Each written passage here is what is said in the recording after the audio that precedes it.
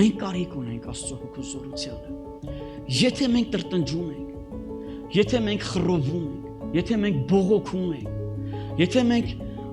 մտածում ենք, որ ինչի համար եմ ես այս վիճակի մեջ, ես իմ համար ուզում եմ ասեմ, ես ինչ վիճակի մեջ էլ որ ես լինեմ, ես մի բան եմ հավատում, Աստված ինձ չի թողնում։ Սա Աստծո կամքն է։ Միգուցե իմ սխալի համար, միգուցե իմ խելքի համար, միգուցե մի բան եմ արել, որ Աստված չի ասել, բայց ես մի բան գիտեմ։ Այս ամեն ինչը